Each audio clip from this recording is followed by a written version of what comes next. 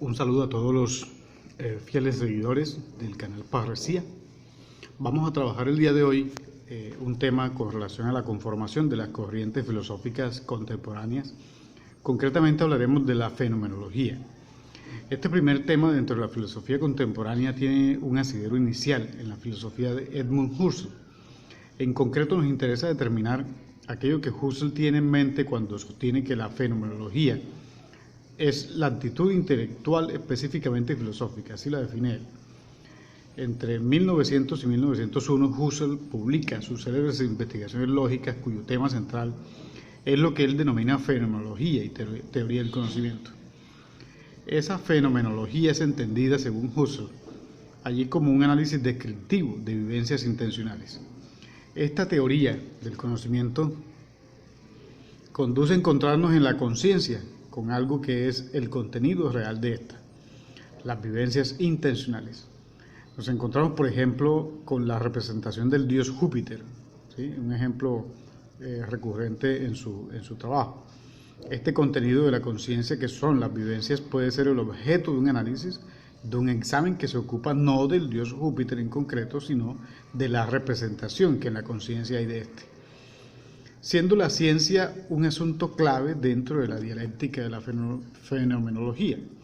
Asimismo, el método fenomenológico que Husserl propone lo define él e insiste en que la reducción fenomenológico trascendental en modo alguno limita la experiencia. El fenomenólogo, según Husserl, no se aparta ni de la totalidad de la realidad experimentada, ni de ciertas áreas de ella. Solamente suspende el juicio concerniente a la realidad o validez de lo que es enunciado, de eso que es experimentado, el mundo antes de la reducción fenomenológica trascendental y el mundo que es transformado en mero fenómeno. ¿Sí? No difieren en contenido, sino en la forma en que se relaciona cada uno de ellos. Así, lo que en algún momento pareció ser un hecho de la experiencia inmediata, ahora se ve como si hubiera sido simplemente una interpretación. La reflexión debe describir estos nuevos hechos en lugar de explicarlos, según Husserl, ya que al abandonar las certezas anteriores, ¿sí?, no hay nada definido que requiere ser explicado. En cambio, hay hechos que antes solo observábamos casualmente, que necesitan ser examinados para separar lo que es evidentemente dado en nuestra experiencia. Eso en concreto, según Smith, es una cita que traigo a colación aquí de un texto precisamente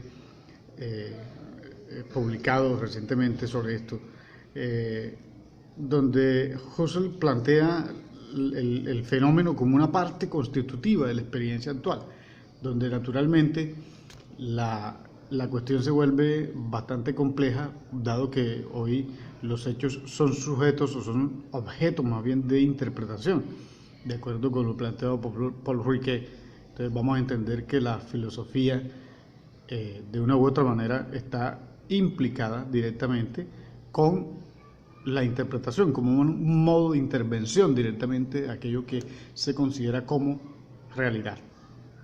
En segunda instancia, dentro de la conformación de esas nuevas corrientes aparece la tradición semántica. ¿Qué es la tradición semántica? Pues es la rama de la lingüística o la filosofía del lenguaje que se ocupa del significado lingüístico. Así, el sistema semántico da el significado, interpreta las emisiones de oraciones en un lenguaje natural, al permitir una correlación con sus respectivas condiciones de verdad. Ahora bien, es preciso tomar en cuenta que el input para el sistema semántico no está constituido por emisiones de oraciones, como por estructuras sintácticas no ambiguas. La razón de ello es el hecho de que la ambigüedad, ¿sí?, tanto léxica como estructural, es una de las características principales del lenguaje. Es un lenguaje natural y el sistema no puede decidir por sí solo, por decirlo de alguna manera, de qué estructura se trata en cada caso particular. A modo de ejemplo, la emisión de una oración como todos los niños aman a un perro, ¿sí? Cuando hablamos de un estricto constructo oracional, siempre utilizamos una intencionalidad, es lo que nos quiere decir la tradición semántica, y esa intencionalidad va a ser determinante en la construcción del juicio, que en términos dialécticos aparece dando, digamos, un sentido nuevo o un giro más bien lingüístico al discurso dentro de la filosofía. Y el discurso no solo como el dispositivo que hace actuar o no una forma de pensar, sino también como ese dispositivo que permite y hace viable la construcción del sentido. El sentido hoy es producido y provocado desde estas connotaciones lingüísticas que, vuelvo y repito, tienen un asidero profundo en la construcción propiamente de estructuras sintácticas. Para ello aparecen dos cosas que son fundamentales: el significado y la verdad, ¿sí? Que son, entre otras cosas, una cuestión primordial en el contexto de la semántica filosófica, puesto que sin significado, pues la persecución o el hallazgo de la verdad quedaría reducido a una mera intención sin connotaciones más profundas.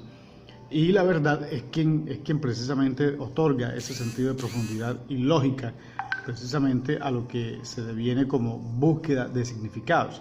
Allí hablaremos entonces de lo que significa el significante, el rol que busca y aplica el significante para el hallazgo del significado y el anclaje sobre la verdad, de donde surge una relación enfocada hacia el desarrollo del pragmatismo lingüístico, el cual, según Frege, es un modo de fabricar nuevas formas de comunicación y construcción de significados y establecer las lógicas que mueven hoy al significante. Dentro de esa lógica que mueve el significante aparece el pragmatismo. Entonces se llama pragmatismo a la corriente iniciada a finales del siglo XIX a raíz de la denominada máxima pragmática, propuesta por el lógico y científico norteamericano Charles Peirce. La máxima pragmática original no es una teoría del significado o de la verdad, como a veces se piensa, sino un método filosófico para clarificar conceptos a través de sus consecuencias. No busca tampoco un beneficio inmediato e individual, sino un acercamiento progresivo a una representación exacta y verdadera de la realidad. Eso es de una u otra manera bastante crucial hoy en la filosofía contemporánea, puesto que esa representación exacta y esa verdadera opción de la realidad en muchas ocasiones viene ya fabricada con un formato incluso específico. Hoy, cuando observamos ciertos fenómenos en el largo trayecto que llevamos del siglo XXI, la humanidad ha visto aparecer distintos fenómenos y distintas circunstancias que rodean esos fenómenos, que no son propiamente la representación verdadera de la realidad, y que hace pensar que la realidad es un constructo más allá de la interpretación de ella. Es un constructo también dentro de un ideario concreto, ya sea de orden político, de orden económico, de orden incluso social o cultural. Entonces, así el pragmatismo llegó a convertirse en la corriente filosófica más importante en Norteamérica.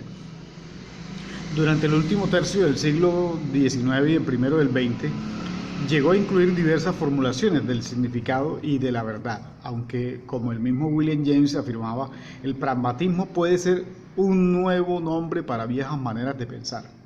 ¿Sí? Yo estoy de acuerdo con ese planteamiento, porque pues precisamente cuando hablamos de lo pragmático, ¿sí? Lo pragmático en el ámbito de la filosofía pues tendría unas connotaciones mucho más allá de lo contemporáneo, y miraremos al pasado, y pueden encontrarse algunas de sus principales ideas en autores como Aristóteles o Mill, por ejemplo. Stuart Mill es también una corriente que corresponde a circunstancias intelectuales concretas de su época. Constituye además la primera contribución original de Estados Unidos a la filosofía occidental, puesto que todos sabemos que la filosofía, de una u otra manera, en términos pragmáticos, atañe directamente al mundo anglosajón. Entonces aquí voy a dejar una tarea precisamente de reflexión. La tarea consiste en preguntarnos o preguntarse acerca de cómo una de estas tres etapas de la filosofía es determinante para la materialización de la tarea filosófica en la actualidad, del pensar las vicisitudes del mundo y de la vida. ¿Sí? De qué manera una de estas etapas nos sirve para eso. En segunda instancia, identificar dentro de estas escuelas filosóficas la impronta ideológica más sólida y que más impacto ha tenido en la filosofía contemporánea. Pensemos en eso.